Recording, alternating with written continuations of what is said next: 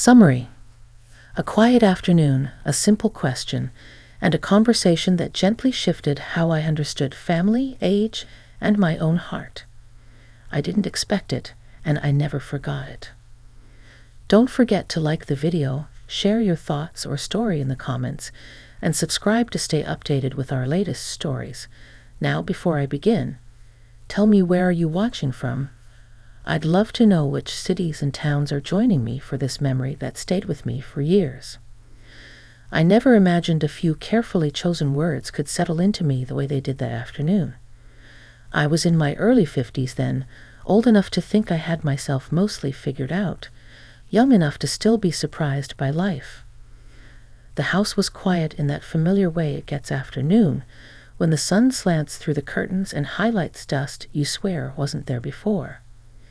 My grandson was visiting for the weekend.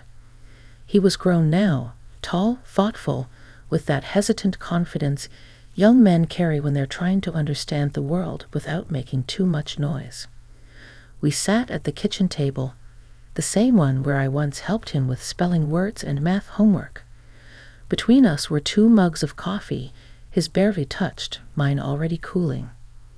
He looked at the window before he looked at me. That alone told me this wasn't small talk. When he finally spoke, his voice was steady but careful, as if he were placing each word on the table to see how it would land. He asked me how I knew when I had made the right choices in life. Not the kind of question you brush off with a joke. Not the kind you answer quickly.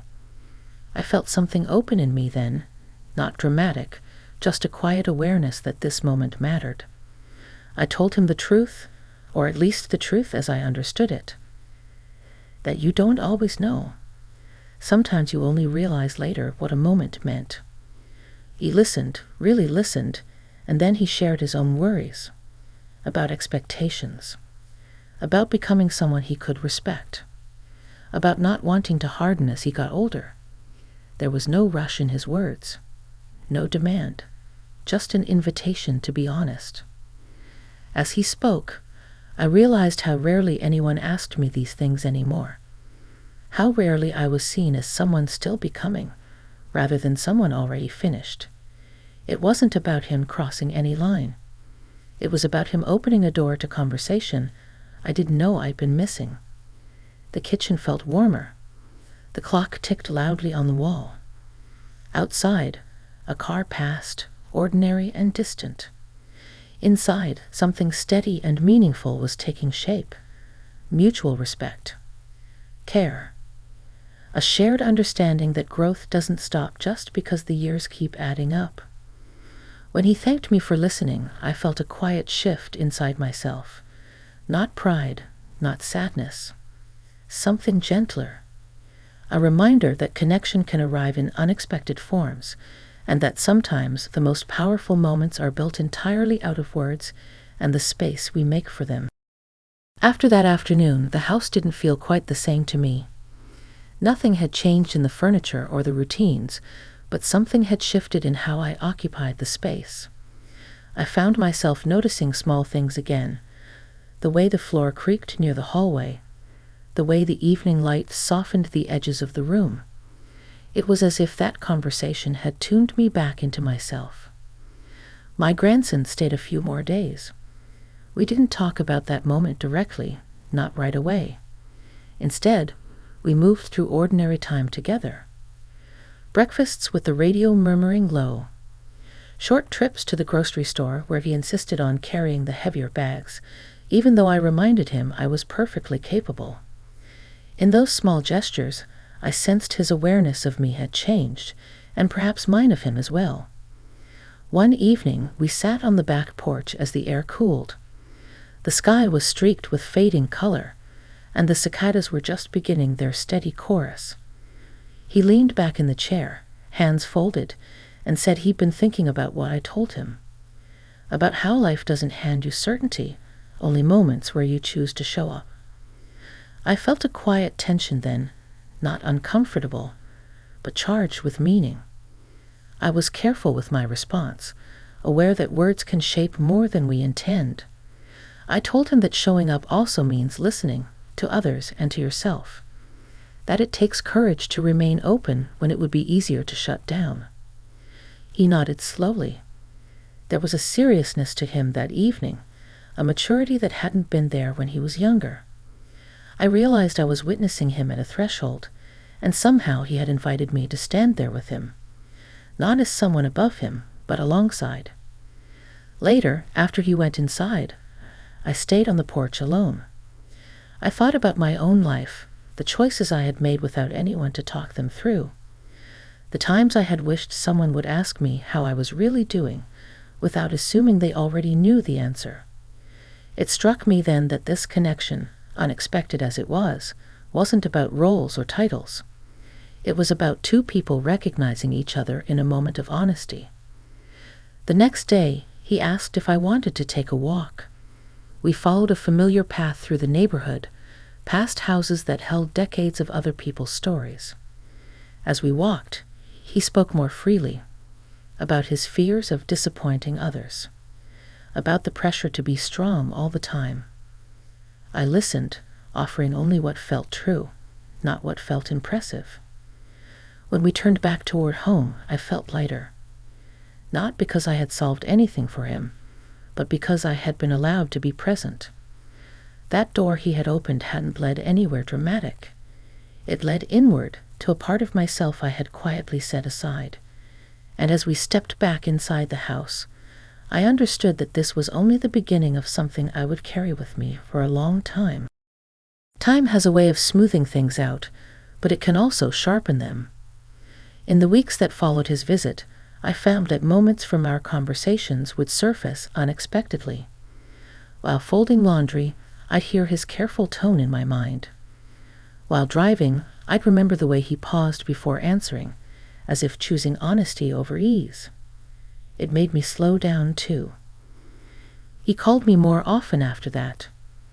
Not every day, not in a way that felt heavy, but enough that I noticed. Sometimes it was about something practical, a question about work or a decision he was weighing. Other times it was just to check in. Those calls became a quiet rhythm, something steady I didn't realize I had been missing. One afternoon, he told me he felt different lately. More grounded, he said, though he wasn't sure why. I smiled at that, even though he couldn't see it. I told him that sometimes growth feels like that, subtle and unnamed. You don't notice it while it's happening.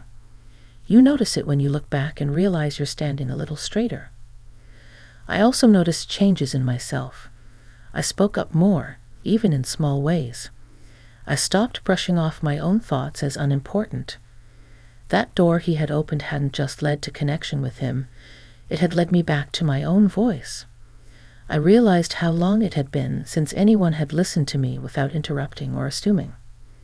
When he visited again a few months later, the ease between us was different. Not casual, but comfortable. We talked while cooking dinner, moving around each other in the kitchen with quiet understanding. There was respect in the way he asked my opinion, and care in how he accepted it even when he didn't fully agree. At one point, he thanked me, not for advice exactly, but for treating him like someone whose thoughts mattered. The words stayed with me. I told him that it went both ways, that he had reminded me I was still learning too. That life doesn't stop offering lessons just because you've lived a long time. That evening, after he left for the night, I sat alone in the living room. The lamp cast a soft circle of light, and the rest of the room faded into shadow. I felt a calm sense of clarity. This experience hadn't crossed any lines. It had redrawn them in a healthier way. It showed me that connection, when rooted in respect, can deepen without becoming something it shouldn't. As I turned off the light, I felt grateful. Not for the answers we had shared, but for the questions. For the understanding that even at my age, new doors can appear quietly, opened by someone who simply chooses their words with care. Looking back now, years later, I understand why that memory stayed with me. Life kept moving, as it always does. My grandson built his own path, with setbacks and victories I only heard about in pieces. I grew older too, settling into routines that once felt dull, but now feel earned. Yet that season between us remains clear in my mind, like a photograph tucked safely away. What mattered most wasn't the conversations themselves, but what they changed in me. I stopped thinking of myself as someone whose meaningful moments were behind her. I began to notice how often we quietly retire our own curiosity, our need to be seen, simply because we believe it's no longer our turn. That experience reminded me that it's always our turn to be human. We still talk, though less often now. When we do, there's an unspoken understanding. We don't circle back to those early talks, and we don't need to. They did their work. When he speaks, I hear confidence shaped by reflection. When I speak, I hear my own steadiness, no longer apologizing for existing in the conversation. Sometimes I think about the man he is becoming, and the woman I continue to be. Not frozen in time, not defined only by family roles or years lived, but by the willingness to listen and respond with care. That mutual respect created something lasting, something clean and honest. I've shared this story because I know many of you listening understand what it means to reach a point in life where you feel quietly invisible, where people assume you've already learned what you need to learn. I'm here to tell you that a single thoughtful exchange can prove otherwise. Growth doesn't announce itself. It arrives gently, through words spoken with intention. That door my grandson opened didn't lead to anything dramatic or forbidden.